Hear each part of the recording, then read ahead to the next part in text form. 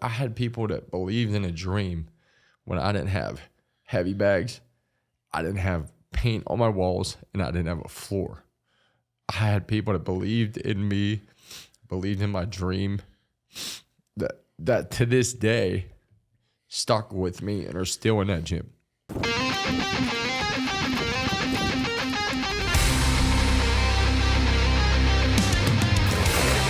are now tuning in to the Relentless Project.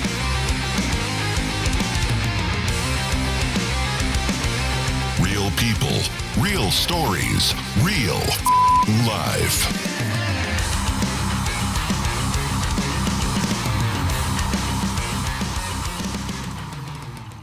I don't think so, man. I'm excited. Pumped for this one. It's about time we get you on, right? Oh, yeah. Amen. For those who don't know, this is the one with Rich Cantolina. Been meaning to have him on. I think you put in May or March. We were trying to get it together, but Yeah, schedules have been tough. busy guy. You got a lot going on. Boxing gym owner, professional boxer, boxing coach, father. What other titles do you have? Safety manager, man. I got a full-time gig, too. Oh, that's dope. Yeah. Can you talk about, we won't talk about where, but like what does that entail? So I went to school for 4 years at Slippery Rock University after high school. I always tell the kids at the gym, don't let the face tattoos fool you. I'm actually a pretty smart dude. So I was a National Honor Society student in high school. And after that, my cousin was a safety guy, and I saw a lot of job opportunities out there, and that was like number one to me if I was going to school. Needed to get a job out of college. Didn't want to waste the money. So I finished with like a 3.8 at Slippery Rock and graduated with a bachelor's in safety management, environmental management. So I did a lot of oil and gas work for a long time, traveling, and then Beauty and brains. Look at that. Yeah, it was. It's a good gig, man. I've worked with a lot of great guys in the construction field. It's a lot of fun. It's actually like a relief in the morning. Like I get to go out and talk with the guys and have fun. So it's a lot like a boxing gym with that release. Being a family guy and around kids all the time, you need that guy time. So Yeah, able to for chop sure. it up and talk shit out on the job site's always fun. So Safety usually gets a bad rap. I know. Yeah, like how do you manage that? I think the first thing is icebreakers. You know what I mean? Like how you approach people. And I think that's why I've been successful in safety is my dad was an electrician growing up, right? So that blue collar mentality, and he used to tell me how they'd fool the safety guys and stuff. And You ain't gonna get one on me. Yeah. So I just went out when I go to the field, man. It's just how you approach guys, and when you show them that you genuinely care about them as a person, and I'm not a safety cop. I mean, that's Yeah. the typical. Oh, the safety guy's here, do the right thing. I don't want that. I want to be the guy that comes out that if you have questions, you can ask me. But more importantly, like I always ask guys how the family is and checking on the kids, and when they start to realize that I have a job to do just like them, and I've broken through union lines with those guys. That's the hardest part. Oh, for sure. Everyone Oh yeah, gets together and they're like, it's us against him. yeah. But just the genuine person that you are, go out there in the field, and I've been really successful. Had a lot of great positions in safety, and it's been fun. That's dope. It's all about communication, how you approach people, man. I harp on this and I talk about this a lot, and people think it's like cheesy or because it sounds too good, but you can communicate. It's not about what you say, it's about how you say it and how you approach people. Yeah. No matter what job you do, because when I was in construction, I started as a laborer and ended up becoming the traffic and safety coordinator, Yeah. And at the end of the day, it's like, hey, dude, I'm here for you. Yeah. Like to make sure you guys can do your job well, effectively, efficiently, and you go home. Right? Because no one talks about the dangers of construction. Yeah. There's a lot of shit that can go wrong. Yeah. And you're in a hole all day, or you're operating heavy equipment, you're around hazardous material. Yeah. Like, I'm here for you. Yeah, it happens quick too. I mean, that's why I got into this job too.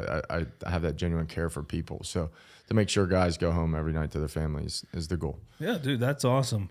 One thing I like to do is kind of get someone's background, right? Like people see you around. I've seen you at a few shows. Oh, yeah. And it's like, oh, who's this dude walking around, right? So you grew up in Ambridge. Yeah. How was that? Ambridge gets a specific rap. But the way you described it, I loved it, right? Because you even mentioned it. You're like, I know Ambridge has this, but like you're huge on family. You had a good upbringing. Yeah. You know, the tattoos are not a retaliation to anything. My mom says that. I'm like, well, I just love tattoos. Man. Yeah. But how was it growing up in Ambridge? So I grew up in Economy Borough, and Ambridge is a unique school district because it comes from 3 different areas. You have like the Economy Borough, which is really close to Cranberry, right? And then you have Baden, which is in between Economy and Ambridge. Then you have downtown Ambridge. So you have kids coming from all different backgrounds. And I think that's what makes it unique. And that's what I appreciate about it. But it also brings tough times because people are growing up different and they're raised different. And so, in my opinion, I always thought Ambridge got a bad rap, dude. Like in the news and newspaper, like it can have its rough areas, just like any town. Yeah, any place. But man, I wouldn't trade it for the world. The people that I went to school with, great. Everyone was great. Friends, all of them. But most important, like, dude, we had like world-renowned teachers. Like I had a teacher, Miss Piontek. She was the hardest English teacher in the world, and people feared her. And she recently passed away, but it was hard. It was college level, like miserable. And people would ask me to imitate her because I would do this all the time. She would pass out your test and she would do it by grade. And she would say, here's the A's, here's the B's. The ice is beginning to crack. The ice is cracked. Here's your paper, blah, blah, blah, blah, blah. And you could tell who failed, right? But my mom had babysit for a lot of the principals growing up. So that made it even harder. And then she kind of snuck me in. My mom pulled me a favor. And Miss Piontek was actually my homeroom teacher. So not only on top of being her, like as hard as she was hard on all of us. We were like her kids. It was like a select few group of kids growing up in high school that she chose, and my mom snuck me in there. And man, at the end of it, junior, senior year, she got all of us scholarships, and she just looked out for us. But not just her. I mean, dude, Ambridge is full of amazing people and teachers, and I hope that someday I can give Ambridge a good name, you know. And I hope I'm out there doing that. That I'm proud, and I am proud to be from Ambridge. You know, Yeah, I tell everybody that. Like, I don't claim here. Economy Borough. I don't. I claim Ambridge. So. Growing up though, I mean, it was hard. Like it's a tough area. I mean, that's how I got into fighting. I come from Erie, right? And Erie is, everyone's like, oh, my vacation there. It's like, that's not the parts I come from. But Erie always holds a special spot for me, right? It made me who I am. Yeah. It's where I came from. It's where I learned a lot of things I do. Mm-hmm. And it's sad when you go back and you see, you know, your homies still in the same bar seat doing the same thing. And you're like, come on. I was just having this conversation. It's like like the group I was with, I go back, they're still together doing the same things. I'm like, it's dope. Like, it's cool, but it's like, what else is there? There's so much more. There's a lot more to life than that. But how important, it's very important to have good teachers, man. Like, how long ago was that? And you're talking So I graduated in 2008 from high school. Graduated from Slippery Rock in 2012. So I didn't do any extra years at the Rock. But we're in 2025 and you're still telling that story about it. Like, I remember this one teacher, and this may sound weird now, but her name was Miss Coletta. Uh-huh. And I forget what grade she was, but we were like her kids, man. And I remember she put in to take us on a field trip. And the principal was like, it was like to her house. And the principal was like, that's weird. Mm-hmm. She's like, no, like I think it's great for bonding. Like we can get all the parents if the parents want to come. And we went to her house. And we toured her house and we sat outside her house and she cooked for us. And it was like such a crazy experience, dude, in like my classroom. And like that was the first, I come from the inner city, right? So like going to a suburb house, dude, I was like, wow, dude, this is crazy. Like you live in a castle. I remember I was running around with her and I was young. This had to be like first, second, or third grade. I don't even know how to remember it. But I remember running through her closet and the closet just kept going. And we were playing hide and seek in her house and she's like with the parents and like, I was like, dude, this is so cool. And that's something you're telling that story. I'm like, wow, dude, remember that. But good teachers, man, they'll influence you and to do good things.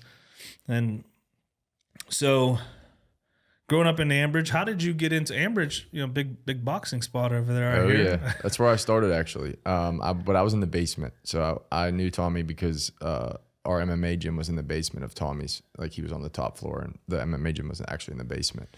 So, it all started, and this is where Ambridge, we were going through a rough time, and it was really awkward for me. Like we had race wars going on, dude. And, you know, I have friends that were getting in fights on both sides. And obviously I was friends with everybody there.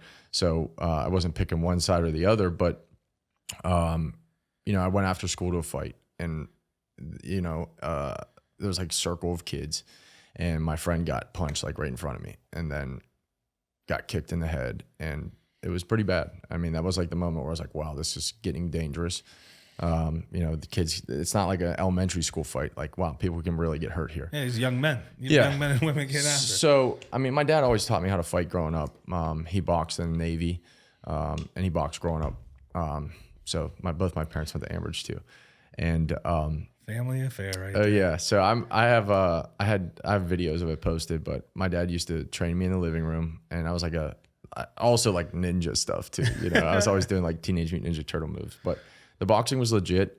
He gave me ski gloves. They didn't have kids boxing gloves back then, So I was like 3 or 4, and I had ski mitts with socks tucked into them. And every night we were boxing in the living room. And my mom used to videotape it with a big VCR camera. Yeah. It was wind it up. Classic, man. So that's how I learned. But then, I came home from school that day, and I was like describing it to my parents. And my dad's like, man, I think it's time you take this serious and start like getting legitimate training. And so I was 15, 16, and I went to, it was Dan Ropo's gym, an MMA gym. And MMA was just starting to get hot. So I started training there. And so you got your start in MMA. Yeah, and I lied to my mom. I said it was only for self-defense and I'd never fight. And I knew day one walking in that gym, dude, I wanted to fight so bad. But MMA is different than boxing, so I couldn't fight till I was 18. So I was training for 2 years. I had my first fight as soon as I turned 18. And how did mom feel? She still hates it. Yeah. No, my mom never went to any one of my fights, dude. My mom never missed, not one. My mom didn't go to any. She's an old school Puerto Rican. If she's against it, she is fully against it. My mom just was more worried about like she's overprotective of me and didn't want me to get hurt. So a lot of times she would watch it through her camera because she felt better doing that, or she'd watch it through the door crack. But yeah, I started fighting in Ohio, Yankee Lake back in the day, man. Ohio, that's right. I started in the West Masonic Temple. Oh yeah, Cleveland. Oh yeah. So the MMA days, man, that was the heyday. Like my first MMA fight was in a ring, and the top rope was missing. Yankee Lake was nuts. I mean, they would throw beer cans at the end of the fights. It was chaotic. At 18. Yeah, it was quite the scene. What was your first fight like? So you make the decision to train. Yeah. And you're training. What was the thing that told you like, I'm gonna push fighting now? Because a lot of people get into training for self-defense, and that's where they keep it. Mm-hmm. What was your deciding factor to go on to the next level? I'm a competitor through and through, man. Like it was like any sport, right? It would be like practicing every day for soccer, football, basketball, never playing a game. What's the point? Like I want to play the game. So I told coach right away, man. Like when I was 16, started training, and I loved it. I mean, we had some killers back then. And then that first fight, I ended up losing, actually. I think it was due to the ropes. I can't remember. I think I bounced off the rope and got rear naked choked, and then came back and rattled off a bunch of wins, and then ended up fighting the who's who of MMA, man. I fought them all. And that's why I credit a lot of my success today to that. Not just success in the ring as a boxer, but success as a man. Like I learned a lot about myself, and I put myself in really shitty situations. Like I fought Jarrell Hodge after he was on a tear. I didn't have a choice. Yeah, he just knocked out Cody Garbrandt. Do we need to do this? Yeah. And I put on a show. Like I did all the marketing that I needed to do for it. And but at that time, dude, I was scared to death. Like he just knocked out the king, you know? Man, people say that MMA fighters say they don't get scared. I love that. I'm like, everyone has fear. It's what you do with it. Do you let it freeze you up? Or do you say, hey, fuck it and ignore it? Yeah. I still pee my pants every fight, dude. Well, especially in boxing. Like MMA was different, but boxing, my gloves are taped, wrapped. Like there's nothing you can do, brother. Somebody ain't holding it for you. Dude, boxing is a different level of, like, I always get asked to come spar. Yeah. One, I haven't boxed in probably 10 years. Yeah.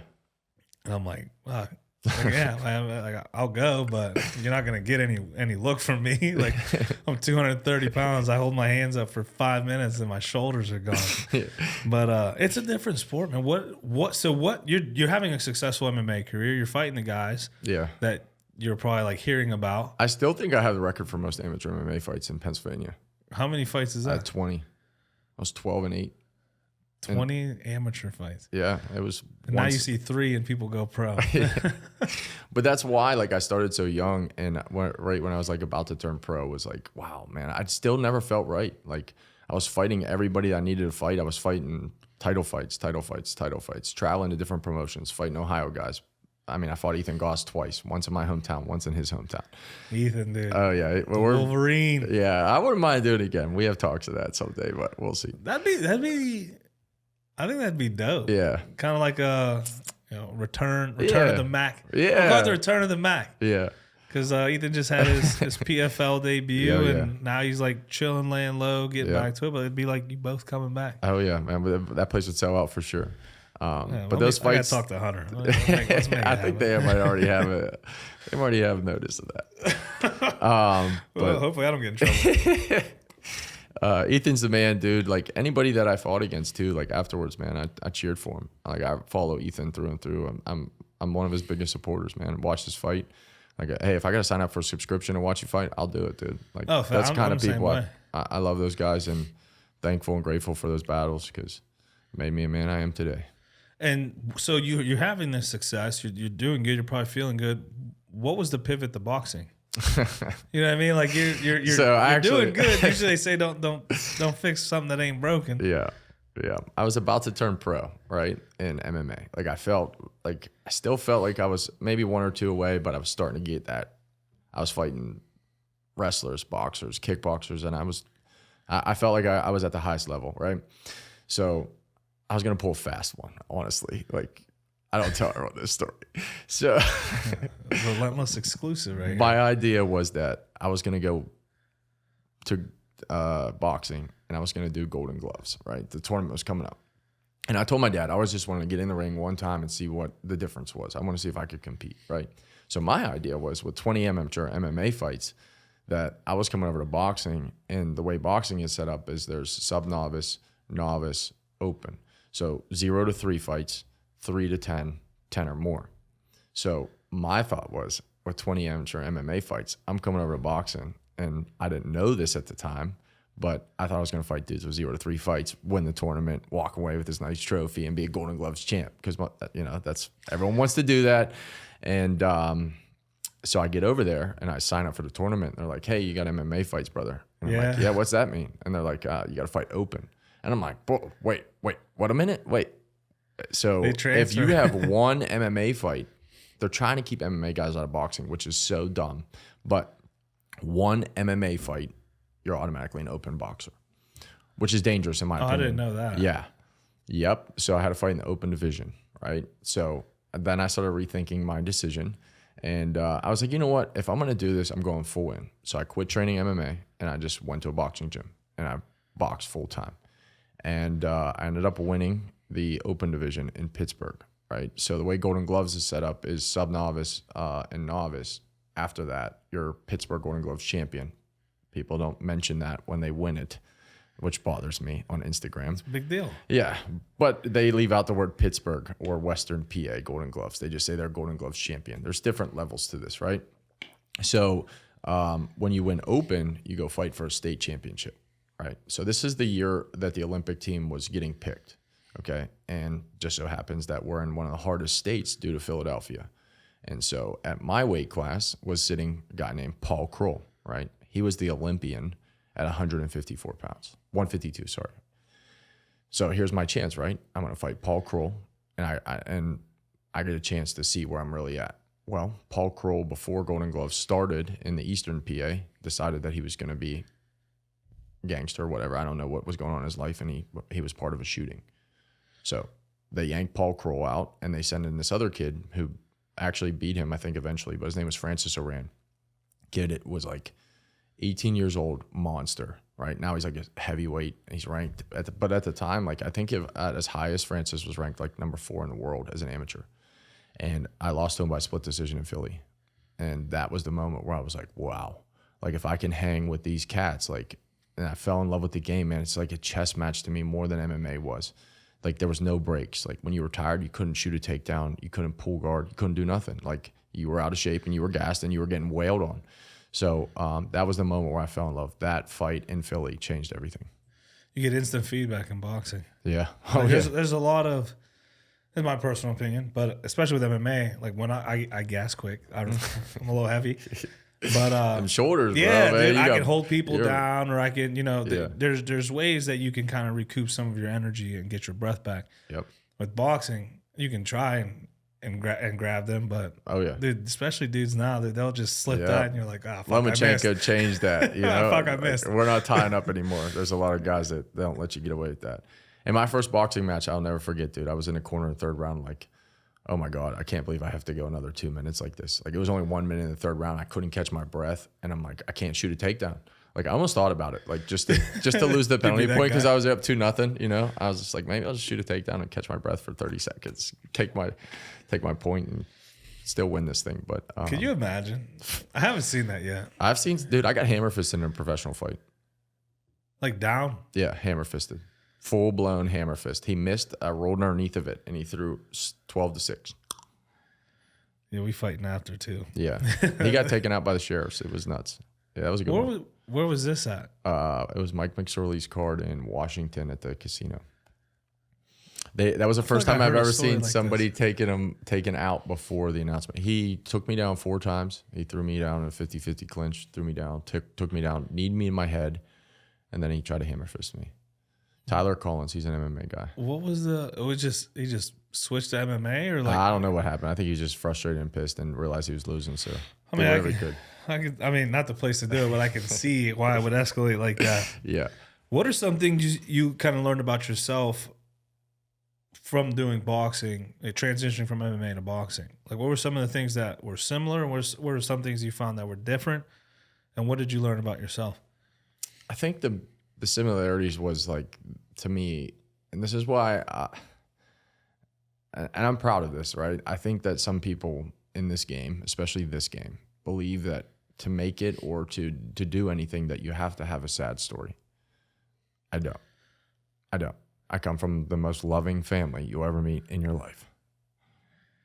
That's awesome. Nothing sad about it, right? So I'm proud of that. But the fighting to me was always an IQ battle for me, the chess match.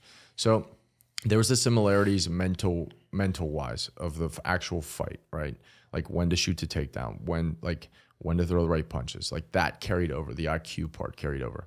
I think the biggest difference to me was practices, like and conditioning wise, because I felt like boxing conditioning was harder than MMA, and just practices were a lot different. I'm glad you actually got into that, because people would probably be like, well, with MMA you could grapple, and with boxing you can't. It's like, no shit, sure. Yeah. But it's a good approach. So with boxing you were more condition focused? Yeah, I feel like the practices were more condition based. Like no matter what you were doing, I felt like there was more conditioning aspect to it. Like in MMA, right? Like when we're learning jiu-jitsu or doing something, there was like that time frame where, like in a practice for a half hour, an hour, whatever it was, or whatever art you were doing that day, like sometimes it was slower. You know what I mean? Like, and I'm not saying jiu-jitsu is easy, but like you're going through a technique at a slow pace, you know, or boxing, there's very few and far between times where we're slow paced doing things like that, you know? So practices were different to me. And which one did you, well, obviously you picked one, but like which one did you find most value for you? Like, did you get the most out of?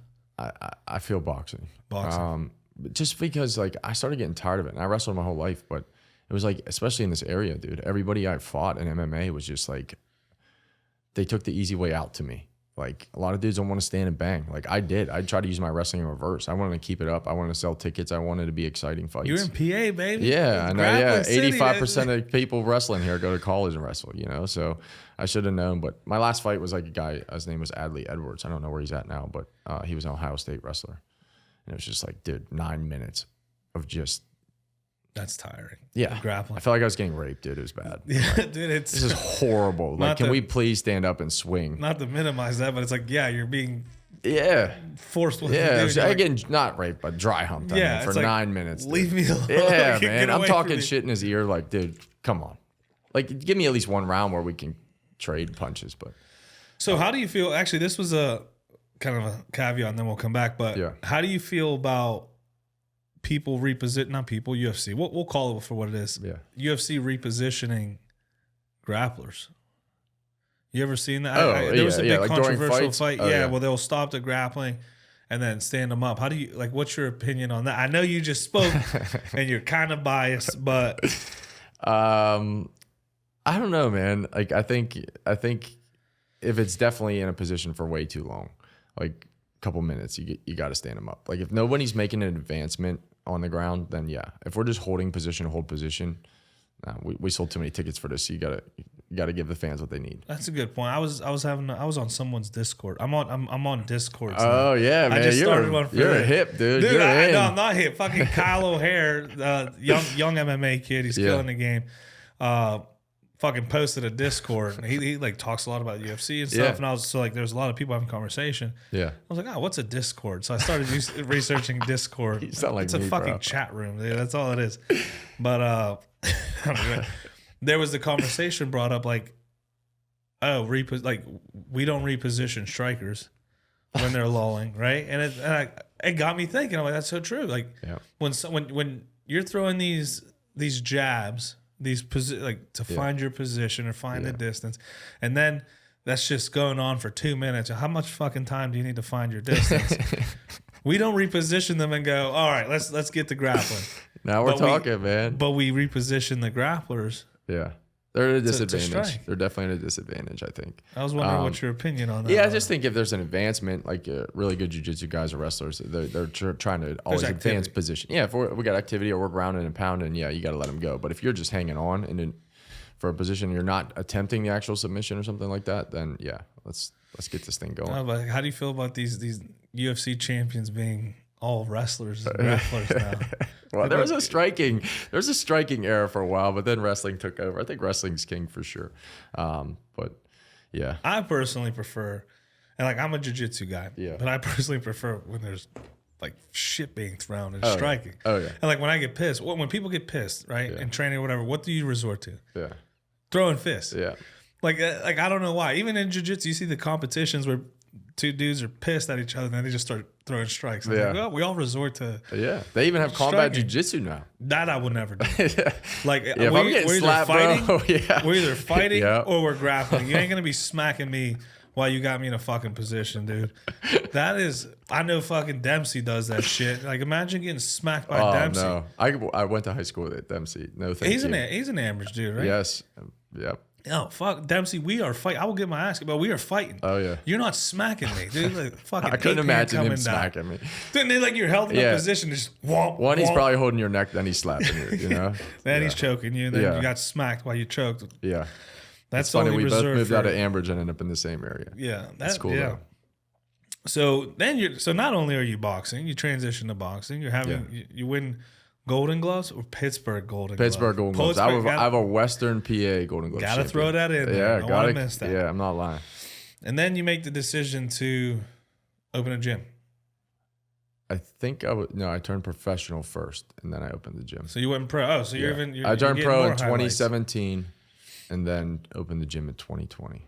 And what was that motivation? Because obviously being successful isn't good enough. You got to open the gym. Yeah. So for me, I'm not going to use any names, but I've seen a lot of fighters, man, after this is over, head down the wrong path. Because you have to think about it, dude. We've been doing this, or anybody, boxers wise especially. You've been training for hours a day since you were a little kid. Okay. Now, all of a sudden you retire. Okay. It's over. It's done with. What are you doing with that time frame every day? A lot of those guys head down the wrong path. So for me, I planned ahead. I knew that my retirement would come someday, and I needed to stay in the game. And so I wanted to stay active and not go down the wrong path. I was just planning ahead. And so I opened the gym while still fighting, which is very difficult to do. You don't got enough to do. Yeah. Yeah, it's not easy at all. Where's the gym located? New Kensington, right across from Valley High School. Go up the church, go up the hill, and then we're behind a fire station. Old church. Bought an old church. See that's dope. Yeah, It's called it's a cool vibe. Sanctuary. Yeah. Yep. So it used to be Cantolina School of Boxing, like originally, and then like I had a few students, and one of their dads messaged me, and I'll give credit where credit was due, and he's like, "Hey, when can Sophia come back to the sanctuary, or her sanctuary?" And I was like, "What?" And he was like, "Yeah, dude, that place is her sanctuary." And I like Googled it real fast, like, is there any other sanctuary boxing gyms? And it just stuck, dude. It was the right place, right fit, right name, and boom. Well, it's super fitting. When I saw that name, I'm a faith-based guy. Yeah. But when I saw the name, I was like, wow, like that's dope, because you talk about fighters, right? Yeah. No matter what path you come from, right? One thing that you said that kind of stuck out to me was like, it's true. A lot of the people I have across the seat from me, they come from the mud, you know, they come from, and that's their motivation to fight. And you're like, dude, I didn't have that experience, but you still have the same mindset towards fighting, which is interesting to me. And I want to dig into that, because it's like, so what motivates you, right? Like, why do you do what you do when you can be doing anything? You still pick fighting. You still pick this escape, right? Mm-hmm. And what fighting becomes for a lot of people is a sanctuary, a place where they go to unwind, to let go of their mind, to let go of their issues, to hone in, to create community. Yep. That's a sanctuary. Yeah. And like it's so fitting to me, and I find it so interesting. I'm a big branding and marketing guy, so I was like, dude, that's a fucking dope. Dude, we nailed that one. 11 out of 10. Like, and I got to give credit to him. You know, I didn't have that originality when I first came up. So I want to use the last name. I was proud of that. And then boom, dude, it's just stuck. And now marketing wise, it's the right fit, man. It is truly the kids I have in there, man. It is, I think they would all agree. They would all stand in this room and tell you that place is their sanctuary, and parents included. Dude, that's awesome. What's your primary focus with having the gym? Like, what are some of your goals for having your own facility? You smile. And it's going to happen. So I'm going to save this one. I want to be in the Hall of Fame. I want to be in the International Boxing Hall of Fame as a coach. And I think I can get there. I truly believe that. I started at a young age. And I think the system I have in place, the way I've learned from all my other coaches and taken piece by piece, it's like a puzzle I'm putting together. And I learn every day. And that's what I believe I was put here on this earth to do. And if I'm not mistaken, you lost a job pursuing this, right? I think I read that right. Yeah, one of the hardest times of my life, dude. Can you tell me about that? Because like, it's easy to open something when you're on a high. You have the money, you have the capital, you have the push, and then you just continue on what you're doing. You know, you had an opposite effect where it could have easily been like, fuck this, I can't risk this. Yeah, I don't know how I made it. I don't know how we made it, period. But you're here. You made it. That's awesome. And that's why a lot of people listening. That's why it means more. Like, dude, it's a fucking miracle, dude. So, me and my fiance at the time decided, like, I was coaching at the Mat Factory 1 day a week, and I'm grateful for Isaac, man. My neighbor, best mentor in the world, best human being ever put on this earth, dude. I don't think anybody would argue that. Dude. One of the best people that you'll ever meet. He gave me a shot, man, and I fell in love with the game, just coaching and digging in. And I was there 1 day a week. And I was like, man, I love this shit. I'd go home and study, and I'd just come up with a practice plan. I'd be writing shit down. You know, my fiance at the time, well, she's still my fiance. She goes, you know, I think you should pursue this. I think you should do this full time. Like, and I coached wrestling and I coached soccer. I've always been coaching. And she said, I think this is what you're supposed to do. And so we bought in. And at the time, man, I was a safety manager. I'm not going to say the name of the company. Everyone knows this story. So I'm sure those guys will be listening, and they already know this story. So I'm the safety manager at a company, right? And as a safety manager, when COVID hit, I was in charge of the COVID program, which meant that I had to go against my own beliefs, right? Because in my beliefs, I thought, I'm not the sheep, dude. I was never in on this shit, not one bit of it. And I'll tell the truth to this day, dude. And anybody else would back this up. I would show up on job sites and we had mandatory masking policy. There wasn't one dude I ever fucking told, put your mask up. I told them, hey, if the higher ups come up, you know, you don't have that on, you could lose your job. That's what I would tell them. But it's your choice. Yeah, cut the rope. Right? And I believed in that, right? So I'm in charge of the COVID program. And this was the heat of COVID, man, where like if you got sick, we had to track it down to who you were around and we had to report it. And then those guys had to take off work and go get tested. It was just this massive, dude. It was, every day was hell during COVID for me. And so this is why I believe in destiny. I really do. I think this is the way it was supposed to happen. And how we came out of this is the miracle. So we buy this church, right? And so that's a story in itself. So the guy dies that owns this church, and he was turning it into his house, right? So his daughter is in the will or whatever. She's not really from the area, so she puts this church up for sale. We agreed to a very low price, okay, because it needed work. Pews were gone. Altar was still there. Red floor was still in there. There was no, I don't know how he was living there. There was no kitchen. Bathroom was a mess and whatever. So she sells it to us, right? We agree to this price. And I'm like, wow, my dream's happening. Get a call a week later. Hey, I didn't know this, but my dad, I had already knew he was on his last leg and had it signed up for an auction. So I can't sell the building, but you're more than welcome to come to the auction. Now here, I couldn't go. I had to work. So my fiance goes. Right? We've never been to a real estate auction in our lives. There's all these real estate investors there because it's a prime location, nice building, reasonable price. And she's just raising the price, right? So it went for higher than we expected. We had a set price and it stayed below that, luckily. And so we win this in the auction. We start tearing it all down and making it into a boxing gym piece by piece. And when I started, dude, there's videos of the Steelers in there. This is one of the funniest stories I'll ever tell is like I didn't have floors. We had like concrete floors, nails, boards, like as we were building it. And luckily I've been able to train a lot of the Steelers, right? So Devin Bush gets drafted and I had a connection to the Steelers. So Devin Bush comes in and he starts training. And I said, hey man, like, do you want me to come to you? I used to go to like Shazier's house, Bud's house, Steven Nelson's house. I'd go to their house and train them, right? He's like, no, I want to come to the gym. Right now, this dude is just getting off like the Pittsburgh Steelers bus from the Mount Washington tour. We trade up to get this dude, like a hero about to be in Pittsburgh. He's coming to my gym. Okay. I say, hey, you know, here's the address. Dude shows up in Michigan Slides. There's a video. I swear to God, I have a video of this. It's on my Instagram. Dude shows up at Michigan Slides, nothing else. I'm like, hey, go put your shoes on. He's like, nah, I do everything barefoot. And I'm like, what? I'm like, no, dude, like there's nails on the ground. You're a first round draft pick. We traded up to get you. Like Tomlin will kill me. I'm not going to be responsible. Yeah, I'm not. You get tetanus or something in this?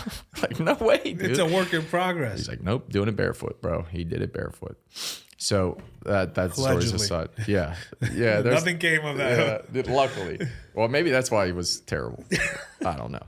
But so I get the gym, right? And back to the work situation. So my plan was to open the gym one day a week, and we were really good with that. Like kids class was booming. Adults class was booming. Like we were averaging 20 to 30 people per class Wednesday nights. That's what we started with. And it was a hit, right? And so my idea was that as I was making money, and I have a fiance, Sherry, with 6 kids at home. At the time, I think we had 4. But I had a family, right? So I couldn't risk going all in because of the financial stability of not knowing what was going to happen. Now, mind you, COVID was happening. Okay. That's a whole different monster. Gyms weren't even allowed to be open, right? We get this whole barber shops. Everyone's got to start closing. Yeah, fuck that, bro. So you got this, and then all that stuff started happening. Correct. We bought the building, I believe that it was like at the end of 2019, and COVID was just starting to come around. By the time we got the building ready, COVID was full swing, right? And so I'm dealing with all the stress at work, and then my release was going to Wednesday nights, right? And so barbershops got to close, everyone's got to close, and I'm not that guy. So you're not paying me to shut my doors; they're staying open. And at the end of the day, too, I always told everyone this is why I did it. Dude, I had kids in that gym that hour, dude, was the best time of their life. You think because the federal government told me to shut those fucking doors, I was shutting the doors on kids? There's no way, dude. I couldn't. Dude, I agree with you. So it was me and Mogies, dude. We were the only 2 in like our area that stayed open. And I held to that. And people knew that. And I was proud of it. Like I was going against the grain. And we kept booming. And I was like, okay, so I'm making money at my regular job. I'm making money at the gym. Like maybe I can do this full time. And then all hell came crashing down.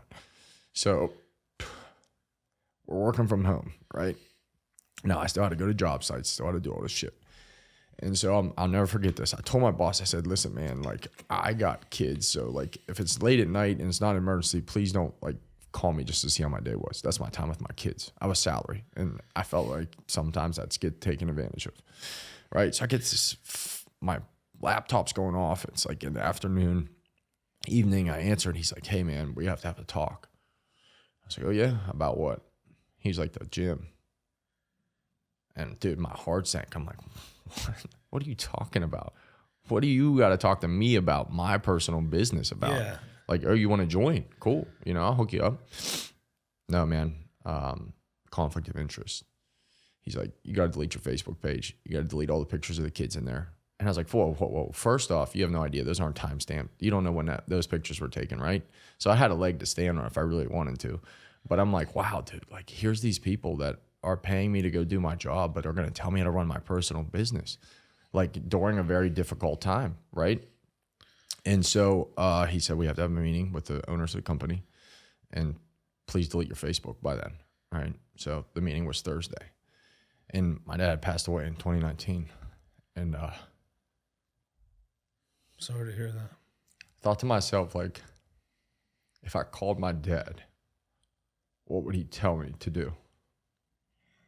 That's what I did. You didn't delete the Facebook. I didn't do shit. Figured the old man would be like, I took my brand new truck they brought me, laptop, every piece of paperwork I had, walked into the owner's office and said, here's your shit, and walked out. And that was it. I didn't have a choice. Had to open a gym in the middle of a pandemic with nothing, no financial stability. And I tell everyone this, and I'll never say that I did this on my own. Sherry supported my family through her business and through the rough times while Sanctuary got off. She's part owner of the gym, right? She bought the gym, helped out. But she supported my family when I was out. But I had to make that decision. Like, you weren't going to tell me how to run they gave me a 400-page book about how to run my business during COVID. And I burned that motherfucker to the ground. use it for fire. Fuck yeah, dude. Fuck them. And then I still like I have nothing against the owners. I really don't. They had a conflict of interest, and I agreed. I saw it. Like, I'm telling guys, right, at work that, hey, COVID's dangerous, this and that, but here I am opening my gym. Nobody had masks on. I said, dude, how is somebody going to have a mask on while they're boxing, you know? So I saw their side of it. I did. So the owner of the company said, dude, we can't lose you, because all the project managers told him what a great job I did, you know? And I had a buy-in with all those guys, and I think they knew what they were losing. And so he drove all the way to New Kensington. He met me at Bob Evans, and he said, I understand what you're doing. He's like, I'm going to lay you off due to lack of work. You can collect for 6 months. After that, I wish you the best. So I got to collect unemployment for 6 months while the gym took off. And then they took it a step further, and the Fed showed up in my spot and hit me with like a $400 fine. Then I had to shut the doors and that they were coming back.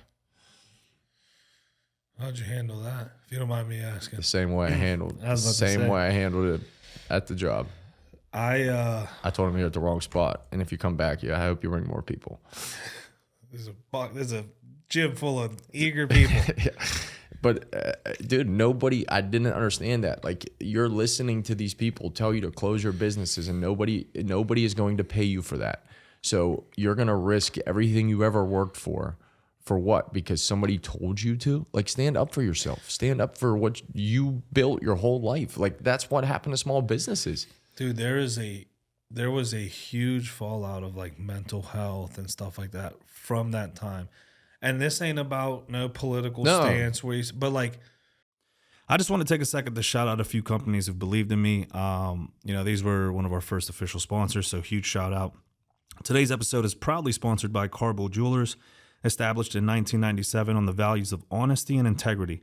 Whether you're searching for the perfect piece, need expert repair services, visit Carbo Jewelers in Newark's Ironbound District, where your jewelry is always in safe hands. This episode is also brought to you by Continental Jewelers, proudly serving Hudson County, New Jersey since 1964. Whether you're seeking a timeless piece or need expert repairs, they've got you covered. Visit Continental Jewelers, your trusted source for all things jewelry. You can find them on Instagram at Carbo Jewelers or online at carbojewelers.com. Lastly, big shout out to Carbo Trading. Besides coins, precious metals, and jewelry, if it could be traded and collected, he's probably got it. They can be found on Instagram at carbo.trading. You can find all of our sponsors out online on our sponsor page at therelentlessproject.com.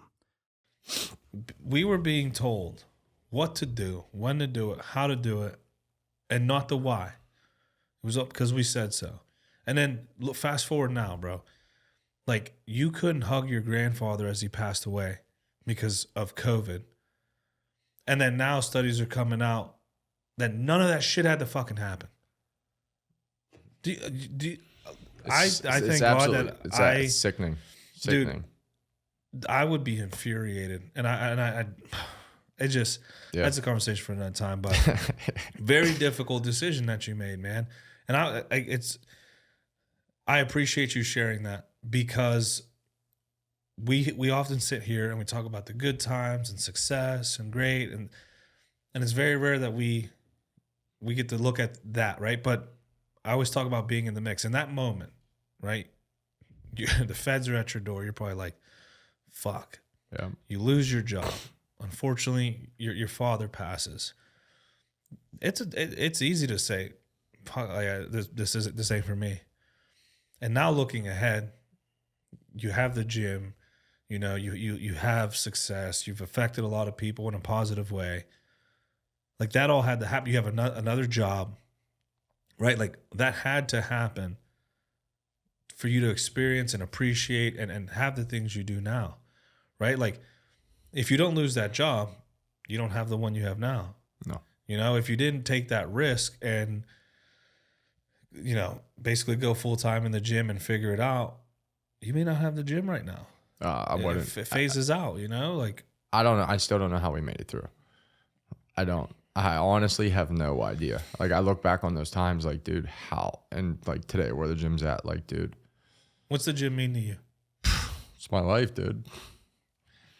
It's everything, and it means so much more because of that. Like, That's what I'm saying. dude, I started, and I had people, and it's not just me, dude. I had people that believed in a dream when I didn't have heavy bags, I didn't have paint on my walls, and I didn't have a floor. I had people that believed in me, believed in my dream, that to this day stuck with me and are still in that gym.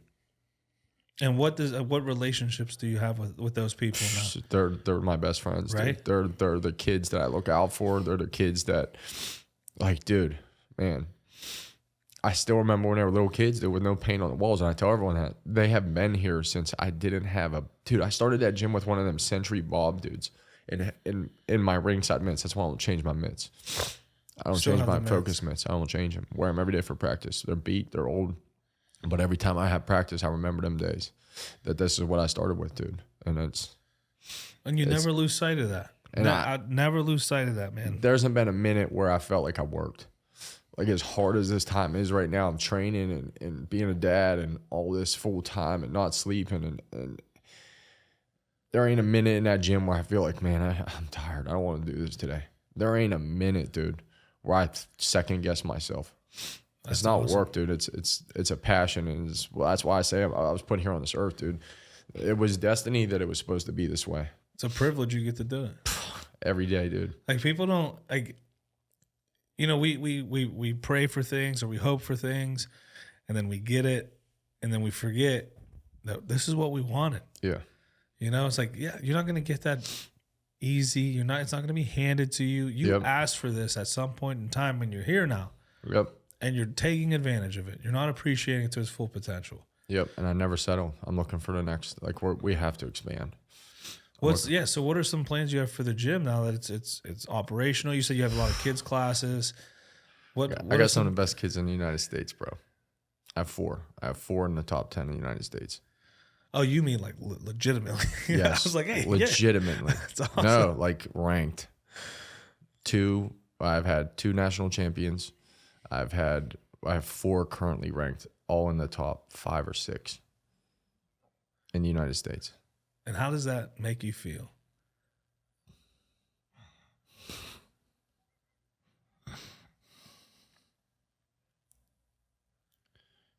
It's like, can't even explain it. Like, dude, to compete on the highest stage. Like, I don't think people realize it either. Like, and I've said this myself, I didn't. Like, I didn't have a choice with my kids. Like, I had a lot of young girls when I started that gym, and the girls wanted to fight. And I'm the type of guy that I can't hold you back, right? So I called everyone in Pittsburgh, called everyone in Eastern PA. Nobody had girls, right? So I asked everyone, I said, dude, what's this like national USA boxing, national tournaments? Like, they're like, dude, don't take somebody there with no fights. I'm like, why? They're like, dude, that's the elite of the elite. And I think people in Pittsburgh don't realize that how good kids are out there in the world. Like, I think sometimes we're living in this, right? And it's like this out there. And dude, I remember showing up to Kansas first time, Wichita, Kansas, and walking in that building like, holy shit, dude. Like, there's 8-year-olds that look like Floyd Mayweather out there. And I had to take them. Like, I didn't have a choice. They wanted to fight, so I took them. And it was a learning curve. And I knew, came home, did what we had to do to make our changes, and now we're winning national championships. And dude, to win on that stage it's special. I mean, and now like the vice president of USA Boxing, president of USA Boxing will talk to me, call me when they come up to me at tournaments. Like, they have tried to recruit me to go to USA Boxing in Colorado Springs. Like, I have to get the certifications to get out there, but they'd like me to help with like the youth performance teams and stuff and start there.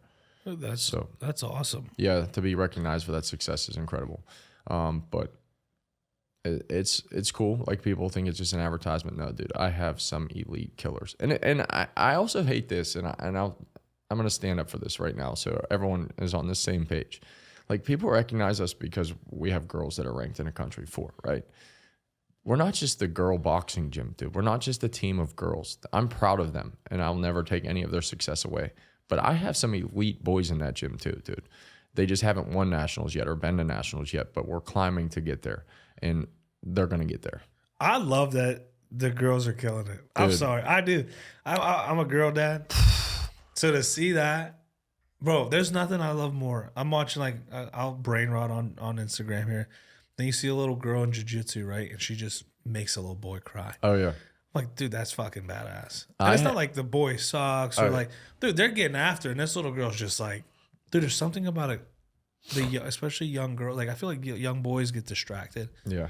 When a young girl puts her mind on something, Yeah. it's over. It's done. You hit the nail on the head. Everyone asks me would I rather coach boys or girls. It doesn't matter to me, but girls at a younger age have less distractions.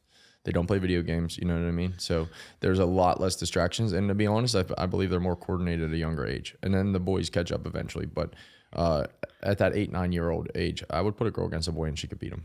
And yeah.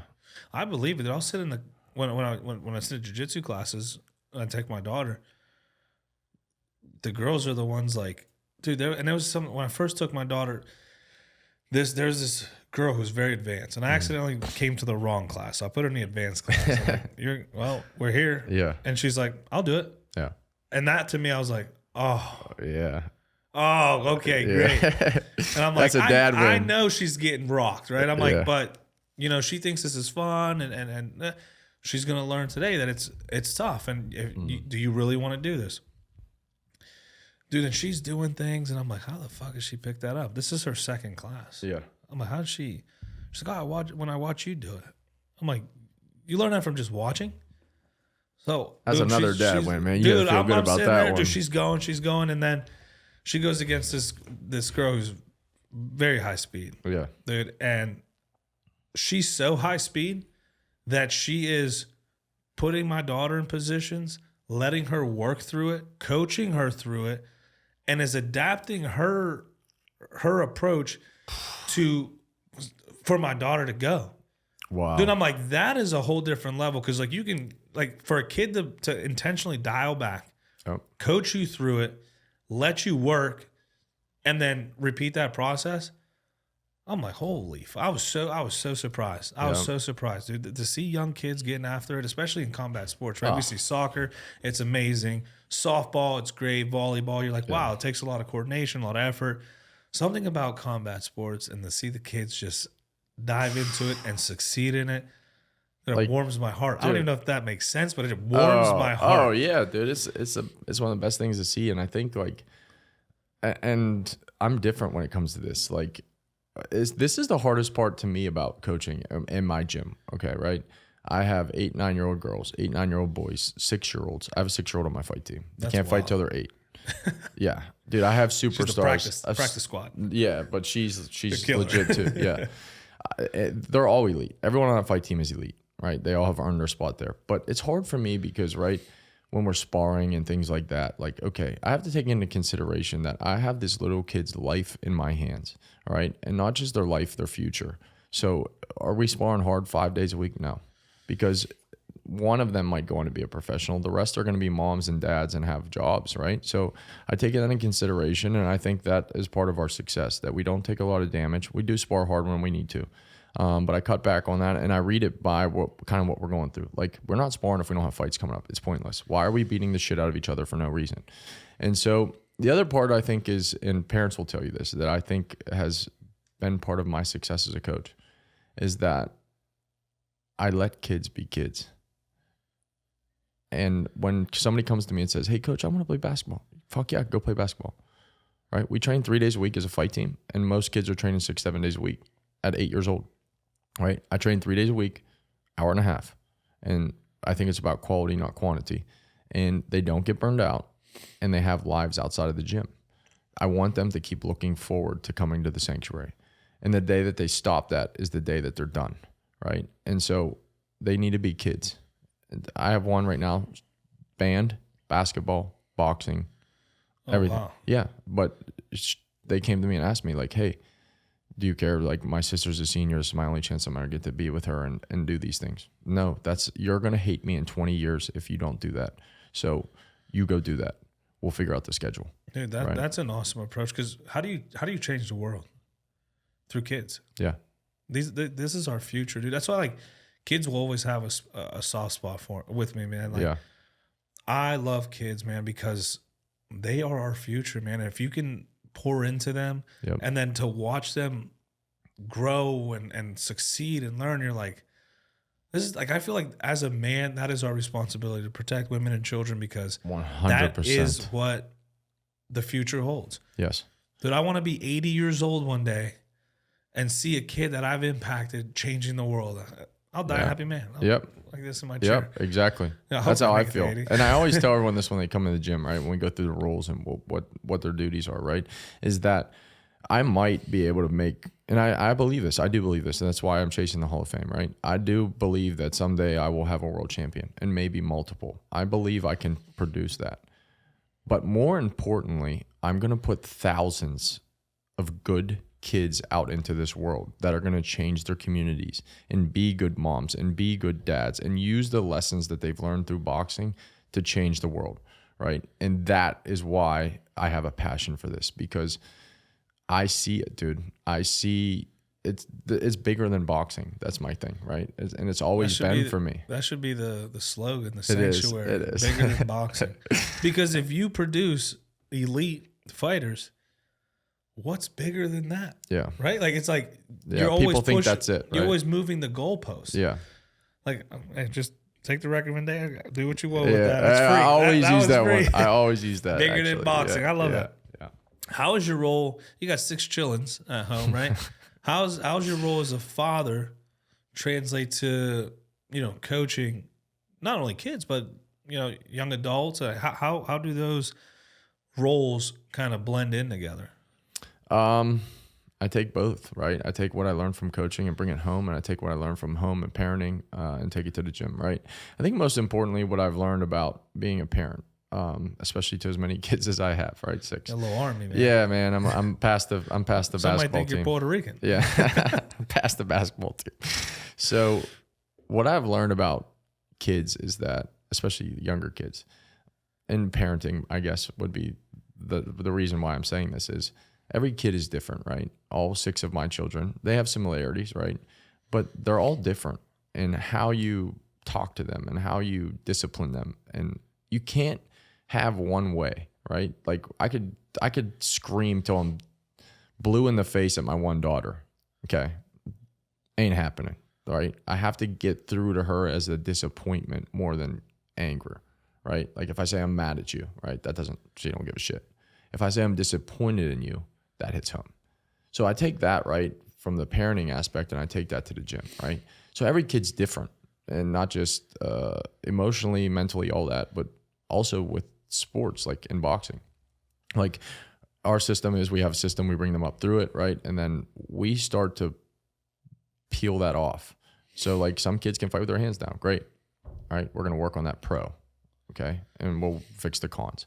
But you take what you learn in parenting and you take it to the gym, and I take what I learned at the gym and I do bring it home, man. I use a lot of quotes and things like that, or things that I've seen in the gym, right? And bring it home. So Dude, that's the truth. Like my daughter's struggling with reading, and she gets frustrated. yeah. And I'm like, in jiu-jitsu, you can't get frustrated, right? Because then what happens? You give up your back. You do, right? You start making decisions that are counterintuitive to what you want to do. Yeah. We're going to approach this like jiu-jitsu, right? When you go to class, you learn the technique step by step. We're going to read the word. The next part of the technique, we're going to spell the word. Then we're going to read it again. Man. And then I'm going to take it, and I want you to say the word and then spell the word without looking at it. Wow. Dude, and she was like picking it up. I'm like, apply jiu-jitsu. Works every time. So like you can learn from both. I don't coach kids, but I coach cops, which is just as worse, just as bad. You have to do the same thing. It's like, let's check their egos. You can't tell a kid they're wrong. You can't tell a cop they're wrong. So you have to be like, hey, I'm gonna show you something different. I'm gonna show you something. We're gonna change the approach here. And then their egos don't go blaring. So like we're good.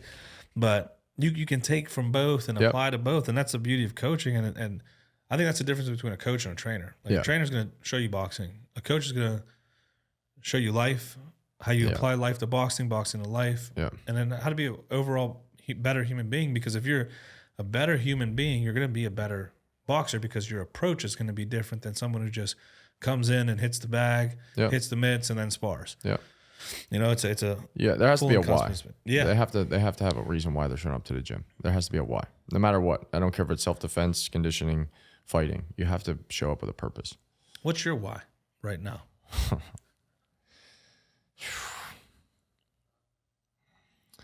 There's a bunch, man. I think number one is that when my dad left this earth, I had to carry on the last name, and I want to make him proud. And I know that he still watches. He was there every fight, never missed. And at the same time, my kids are seeing me chase my dream. So it's twofold family. Like, one, that I'm carrying on that legacy that my dad left, right? And I wrote him a letter back in the day, and I still try to hold true to that promise. I promised my dad. And but my kids get to watch me chase my dream. And I think that's a huge why. That my kids will always be able to say that you know, someday, man, I always think about this. Someday when I'm not here, my kids are gonna sit down and tell stories about me. And I wonder how that's gonna go, right? And I hope they can tell their friends that, you know, my dad was the best dad in the world, and I got to watch him chase his dream. And I hope someday my kids utilize that to chase their dreams, right? And my dad left me the blueprint for fatherhood.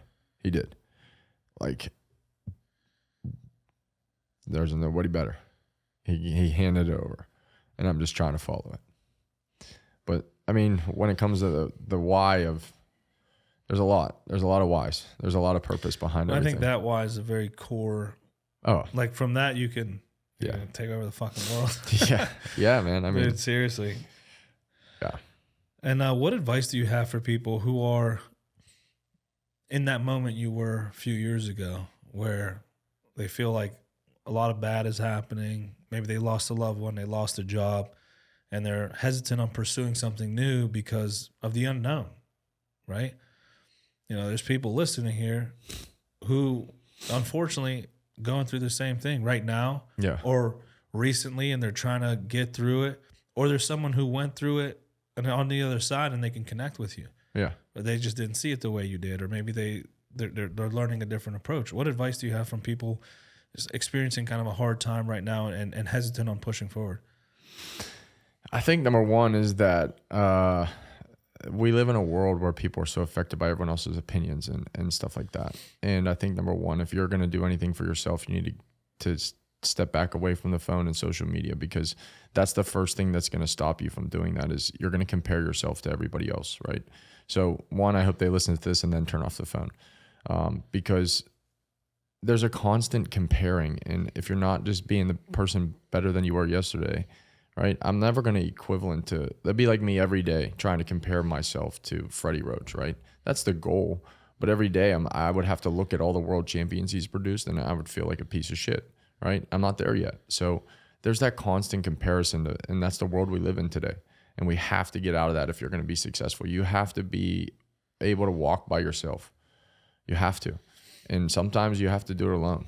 And don't be afraid to ask for help, Like, and I say this all the time. I already said it once here. Like, I'm not where I'm at without Sherry. Like, not even close. Like, the gym wouldn't be there, right? And this career wouldn't be what it is right now without her. Shout out Sherry. Yeah, amen. Shout out Sherry. So I think, I don't want to use any cliche quotes. And I think the other one, I'm really on this one now. This was like my new favorite quote. I tell everyone in the gym this, that everyone thinks that just because you're putting in effort, you're going to get a result. And it doesn't happen that way, right? So my quote now is that not every lion that chased the zebra caught it, but every lion that caught the zebra chased it. Whoa, that's a first. I've never heard that one. Yeah. And I like that. Yeah, because I feel like people feel like I put in all this time. I put in all this effort. I persevered through hard times. My result should be here. No, that's not guaranteed, right? You could chase that zebra and chase it and chase it and chase it, and you might not have dinner tomorrow. But when you do catch it, you had to chase it. It's because you chased it. Yeah. No, that goes with the relentless quote, man. Yeah. Like, you're bound to find success so long as you remain relentless. Yeah. And you can get that tattooed, by the way. yeah, Go ahead. I'm going to change it and say, not every lion who chases the zebra gets to eat, but every lion who eats had to chase the zebra. There you go. Yeah, there you go. I'm just going to get a I'm lion gonna see you and a next. zebra. I'm gonna see you next week with a lion and zebra. I'm going to use You're this out of leg. Cantolina quote. I'm just going to, we're going to start Cantolina quotes. That's going to be a segment. There we go. I'm going to need like Run it. 3 or 4 more of those. That's going to be my next. Oh, that's gonna be my next Motivational Monday quote. There you go. I'm calling it now. I even posted on Facebook a really cool like AI photo. Man, it was legit. I'm gonna have to steal that. That was a You already good did the one. work for Yeah, me. I'll send it to you. Yeah, don't reinvent the wheel. I got you. Just gonna take it. Amen. As we wind down, what's next for you? What's next on the horizon? What are some things you're pushing for? What could people look forward to? So I'm fighting November 1st, right? And Hazard Pay Fight Company and Steel Standing 1 at the Allegheny Health Network Sports Complex, right? And after a long career that started at 16 years old, man, this is probably it. I do believe that I'm going to walk away after this, at least from boxing. But come on, dude. I have a wedding that day. I need at least one more. I'm not going to be able to make that one. I don't know, man. I just feel like it's time to go home and be a dad and focus on coaching. And that's why I opened the gym. And I have the talent in the gym right now. And I stepped away from boxing for like 6 months to a year after my loss. I had my first professional loss, and I had to step away because I had to see if I really wanted to do this anymore. Because you can't be 50% into this. Like, I was dealing with an absolute mess at that time. I should have never even got in the ring. Like, and I'm not gonna make an excuse. I did. I got in the ring and I lost, right? But my coaches will tell you how bad it was. Like, I was in the corner telling them, like, I'm going to die in the ring. Like, that's how bad my health anxiety was at that time. And so after that, I had to take some time away. And I took 6 months. I don't remember how long it was. And decided, if I'm coming back, it has to be 100%. And that's why I'm doing this the right way. I hired a sports nutritionist, and I'm eating right. I feel good. But at the end of the day, man, it's not the fights that bother me. It's the training. Like, I'm 36, and I want to go out and ride off into the sunset. I don't want to be the guy that hung around too long. I don't want to do that. I'm happy with where I got. I had chased my dream. I had success. I had memories that will last a lifetime and I'll talk about forever. And that's enough for me. And now it's time to I'm not done, right? I just rotate the dream, right? Now it's about becoming I know I'm not going to the Hall of Fame as a fighter. I know that. But I can get there as a coach. So I'm young, I'm energized, and I want to make a run.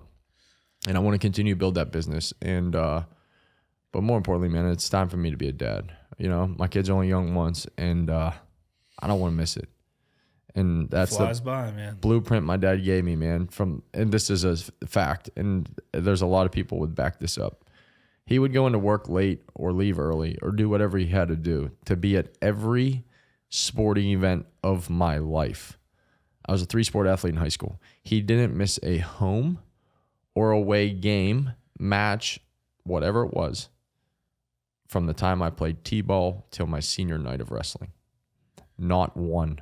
I'll never forget, I was playing center field, and I come back in, and first baseman looks at me, he goes, I think we're at Keystone Oaks, like far away from where my dad worked. And he goes, is that your dad out there in the stands? And I turn around, I'm like, I thought he was going to miss, and he was there. He showed up with a tumor in his stomach for my fights. It didn't matter. Didn't miss one until the day he died. And that's my job. That's the blueprint I was handed. Like, it comes down to involvement and time in my child's life. And I'm going to do that.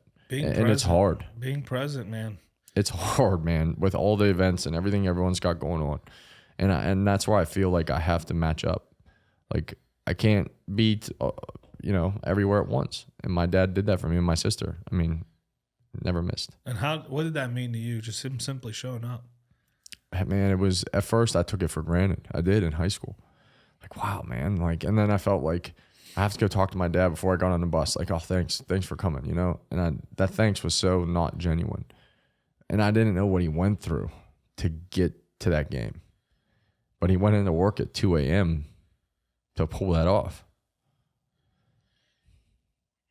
And that's where now I work, and I'm like, dude, wow, how did you do it? Like, not one home or away game my entire life. I don't know if that's ever been done. Relentless. That's how they did it, bro. When my parents were married at 18, dude, and then they decided to have kids, like, they truly were the parents that dedicated their lives to their kids. And that's why I don't have that, dude. I don't have that sob story, and I'm proud of that. And I tell everybody that. Like, I tried to do Hooked on Phonics so I didn't have to go to school so I could stay home with my mom. Like, I didn't get out the mud, dude. I didn't come from a hard life. I didn't have parents that were drug addicts. I had parents that loved me for, man, my ups and downs. And that's the goal, right? Yeah. Isn't that what we all strive for? Yeah. What we all want to be for our kids? Yeah. It's like, it's almost like sometimes we envy the struggle story. And I get it, the underdog. Yeah. It's always a thing, but it's like, look at your fucking story. Yeah. I'm sitting here lost for words. I'm trying usually everyone who knows me knows I could talk. I don't know what to say. Dude, it's a hell of a story, man. Yeah. And we're only in chapter 36, man. I think there's a lot more to be written. And I'm proud of that. And I'm grateful that I had that. And I want that. I think I can also be the person that motivates kids that are in that same scenario. Like, dude, you might be growing up and I'm not saying I had this. I was very lower middle class, right? You might be growing up in Pine Richland and think like, oh, I want to box, but I'm not a boxing kind of kid. I'm from Pine Richland. No, bullshit, dude. If you want to use the IQ, you got to go footwork, get in the game, man. Like, I think everyone can learn from boxing, but I just feel like some kids feel like, oh, I don't have the sob story. I'm not a fighter. Bullshit. I don't have one. It's not even about the stories. It's about your why. Yeah. your why is different than Yeah. someone else's why, but it's no less impactful or important, Yeah. right? And like we see a lot of kids in the Pine Richland Yeah. area, like suburbs area, Yeah. like they struggle too. Yeah. Everyone's struggling. We're all here for the first time. Yeah. We're all I like figuring that. it out for the first time, Yeah. right? You're a father of 3 kids for the first time, 4 kids, 5 kids, 6 kids for the first time. Yeah. And then it's the first time you're a father of teenagers. Yeah. Oof. Then you're the first time you're a father of young adults. Yeah. Dude, we're all trying to figure it out. And one story is no better or no worse than the other story because that's your story. That's why I love sitting across from people doing this every time, dude. Yeah. I use every conversation towards, I was just, it's crazy because I live for this shit, this mindset, the motivation, the relentlessness, leadership, right? Because like something that's very important to me. It's something I needed growing up that I didn't have. Mm-hmm. And then to be told, like, oh, dude, you, like when I have conversations, like, oh, that sounds too good to be true. Do you rehearse that? I was like, I just got told that, dude. And that was like a spit in my face, bro. Because I'm like, Wow. this is the shit I embody. Yeah. And I'm sorry that you're not surrounded by people who think like this. Mm-hmm. I am, right? Like everyone I sit across has a similar mindset, different Yeah. stories, similar mindset. I intentionally surround myself by people who think like this. It's a 1%. It's the 1%. And then when you talk to people and you see that they're missing that, it's like, it's sad, man. Yeah. It's sad because I'm like, dude, you don't know what you're missing. You don't even know your capabilities or potential Yeah. because you're comfortable. Yeah. Bro, and That's the 99%. it's a story for a Yeah. different time. Yeah. But no, dude, the moral story is, it doesn't matter where you come from. It matters where you're going and how you get in there. Yeah. Right? Best of intention, putting your best foot forward, and know your why. And I know that's where a lot of, especially young men, struggle. They don't have a why, so we resort to addictions and escapes and stuff like that. Find your sanctuary. Yeah. Hey, bingo, right? Find your sanctuary. Make sure it's conducive to the goals you have in mind. I'm not saying, join boxing so you can become the next Hall of Famer, but Yeah. maybe You're this is gonna learn something a that's lot gonna, about yourself. Yeah, maybe this is something that helps you in your corporate career. Maybe this is something that helps you with your family, with your friendships, with your relationships. Yeah. Dude, you can learn. I always say this: if you apply a fighter's mindset to your life, you're unstoppable. Yep. But a lot of people don't do that. No, that's why I think anybody, I don't think even if you're, and I tell people this in our gym, like there's different levels to boxing, right? There's going to be the national level kids. There's going to be the kids that fight in Pittsburgh forever. There's going to be also kids that go on to be good coaches, right? So not everybody has the same path and you have to find your spot, but everybody's going to learn something through this game, right? Getting in the ring, getting in the gym is going to teach you a lot about yourself as a young man or young woman. And that's the goal. But that's also why I surrounded myself this time, if I was going to do it right, with the right people, And I'm not saying I was always with the wrong people. Everybody played a part in my success, and I don't have burned any bridges. Like all of my coaches have played a very vital role in my life. But now I'm with Hutch, Tommy, Anthony, Sal. You know what I mean? Just being around those guys every day, it's like I've heard of this Hutch guy. yeah, I'm with the young guns, dude. Well, me and Hutch are like the grandpas. He of the just group. texted me. He was like, "When you come to the gym, Come get some, man. my We're ready. weekends are always. If Yeah. I'm not working, I'm traveling. It's I got to get there. I do got to get there it's- because great group of guys. Man. Yeah, it's fun, and just being around those guys, and that's why I shouldn't even say this, but it's the truth. That's how I know this is the end, man. Like I left. Sometimes I leave practice, dude. I cry. I drive from Boyce to my gym and I cry because I wish I would have taken advantage and been more thankful and grateful for the little moments. Like just being with the guys, dude. Just being in the gym, talking shit and laughing. You know what I mean? You get to do that now, though. Yeah, You're I doing do. that now. I do.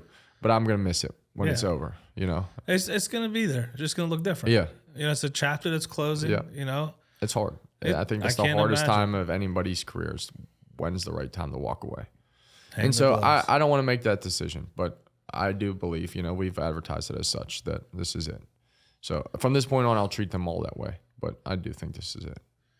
Be able to walk away right off into the sunset. And, Well, brother, best of luck to you. yeah, man, it's gonna be fun. I'm can't- looking forward to it.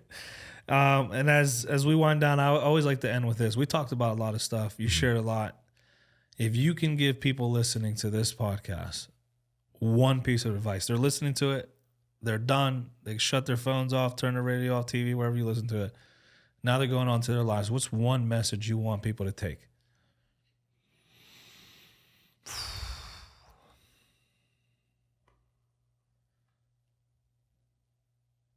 I think for me, it's, well, if I had to give them a quote, it would be the lion and the zebra quote for sure, man. But for me, I think just be genuine and be yourself. I think we're living in different times right now, and people are living two personalities, two lives through social media and things like that. And that doesn't get you anywhere. It gets you caught up eventually. And so I just think people need to be themselves, man, and don't be afraid to be that person. You know what I mean? Like, it's funny. I always tell people this, like, I'm into vintage clothes, right? I'm wearing 1981 soft as butter Lambert's lunatic shirt right now. But I used to wear vintage clothes before it was cool. I'd wear my dad's Harley stuff in junior high, right? And I would get made fun of for that. Now it's cool. The same people that made fun of me are offering me $500 for my dad's Harley shirts now, right? So be unique, be yourself. Like, if you want to do that, whatever it is that you're doing, be genuine about it. Be who you are. Turn the volume up a little bit. You know what I mean? That's the social media aspect of things. Be who you are. Just crank the volume up to a 9 or 10, you know? And so with fighting, that was always me. I try to be genuine. I've always worn my heart on my sleeve, you know what I mean? But I want to be that one person, like, and think about your life as this way as I thought about fighting for me, right? If there's 10 fights on a card, when people leave that building, get in the car, and they're 15 minutes on the way home, which fight are they talking about first? Be that person, right? That's why I spend a lot of money on my outfits. That's why my walkout songs have always been a hit single that everybody knows, that everybody can sing, because it's fun, right? Do I want to walk out to Lose Yourself from Eminem? Of course. But Don't Stop Believing, it's a karaoke classic, you know what I mean? I came out to Styx Renegade when I came out with the Steelers. So, like, when people got in the car, that was my goal as a businessman. Like, professional boxing to me is a business. Amateur boxing and professional boxing, two different sports. They truly are, right? But when you turn professional, it's a business. So that would be my advice, right, to anybody out there, is if people are getting in the car, right, think about it as your life. Think about the fight as your life. Are they talking about you?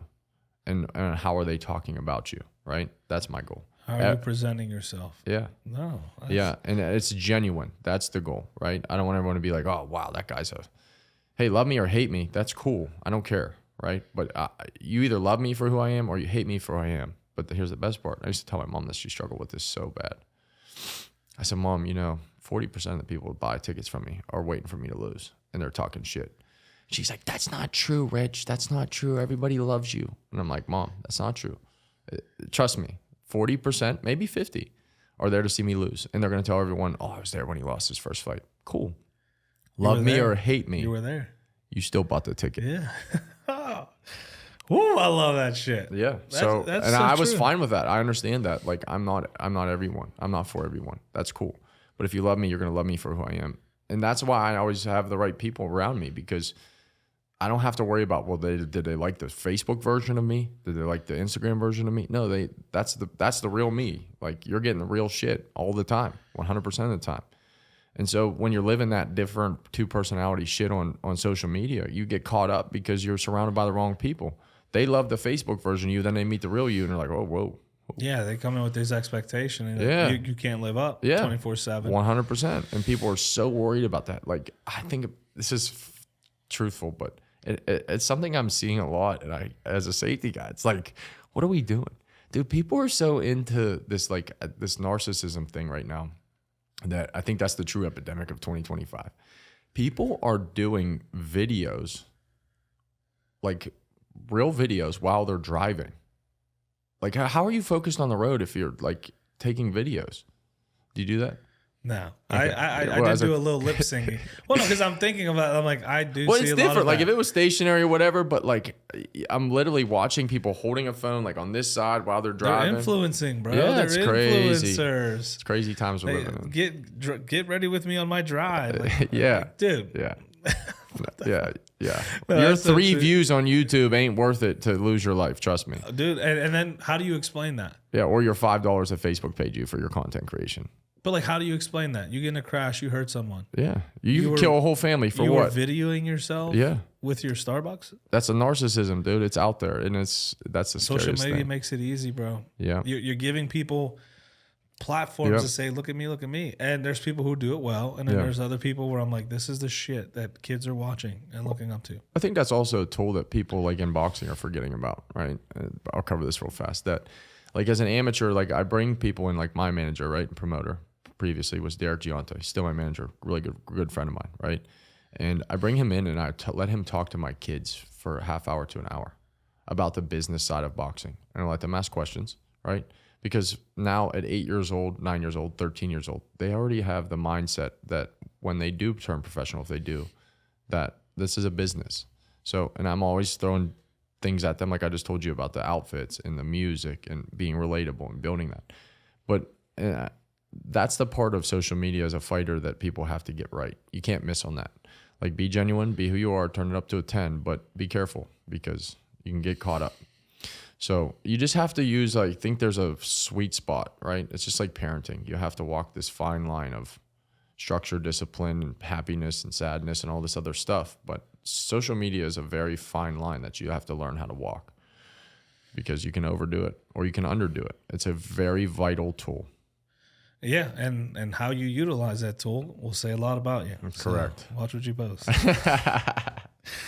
No, bro. Where can people follow you online if they want to learn more about the sanctuary, learn more about your fight, or follow your coaching career? Where can people follow you online? Yep. So I have tickets for the fight. It's on my link. In case people don't know that, if you're a fighter, you get paid through ticket sales, right? So please use my ticket link. It's on my page, on my Facebook page, and then that's Rich Cantolina. And then Instagram's Pretty Richie Boxing. Sanctuary does have its own website. You can go there, but I would prefer you call or text me if you have any questions rather than emailing because sometimes those get lost. So if you want to come check out the Sanctuary, we're in 1415 Strawn Avenue, New Ken. Old church, can't miss it. And then we have kids classes, adult classes, fight team. And then we also have a free special needs program for any child with special needs. And that's awesome. free of charge, but we do accept donations because people were getting mad. They felt that they wanted to pay us. So we don't accept anything more than $10, but we have a lot of kids with on the autism spectrum. We have a few kids that have Down syndrome, and it is the most That's awesome. rewarding day of my life. And now this is what I meant by when I said I put 1,000 good kids out there. Do you know how many of my fighters come back to coach that class? A lot. That's awesome. And that's the win, right? You can go to nationals and stand on a podium, and that's cool. But for me as a coach, the fact that you come back and you coach kids with special needs is the win. That's the biggest win you'll ever have in your life. And so, man, it's rewarding. I love it. And I actually have a guy that started in that program, but he's older and he comes to adult class now. And hopefully he gets his time too. I want him to get on the news. Not for myself, but for him. He deserves to tell a story. He's 100% blind and he's boxing. Oh, yeah. How does that work? He follows my voice and he knows where the mitts are. I put him in front of a heavy bag and he didn't want a pity party. So the first time, like I did kind of almost like a private lesson with him while class was going on. And then him and his wife told me their story, man. And me and my assistant coach, Jerry, were crying. He had us in tears. And he said, we don't want a pity party. We don't want nobody feeling bad for us. And so after that, I said, all right, dog. Into the adult class you go. And I threw him to the wolves, dude. Much respect. Yeah. And Much respect. he He's loves still it. And like, it's cool to see, like, that's what is special about the sanctuary. Like Nate, one of the guys that been there the longest, right? He walks over and he grabs his hand and he leads him where he needs to go, right? I don't have to tell somebody to do that. And I know I did a good job, right? If my people are doing that without me having to say something, I did something right. Dude, wow, that's incredible. Yeah, and it's not for me. I hope he gets his story told on the news, dude, because it is emotional, it is wild, and it is one of the most motivating stories I've ever heard in my life. We're gonna have to get him on the podcast. I will do that for you. Tell him, for him. Yeah. Fuck me. Yeah. I will be selfish and learn a lot from him, but that's awesome. I would love to do that. I would love to pick I his need brain. somebody to hear his story. Dude. He lost his vision during COVID. I would love to hear it. I would love to. We'll set that up. Yeah, let's Dude, do it. I'm excited. Hand that one off to you. Please, I will cherish that. And Yeah, special story. For and his sure. wife is just as motivating. Like, that- I mean, we were in tears telling that story. It was wild. if that's something he's willing to do, I'd Yeah. love to do it. And then if there was one other thing I could say is to the parents out there, this is a hard time to be a parent, man. And we're always comparing to each other, but just be present, like you said, man.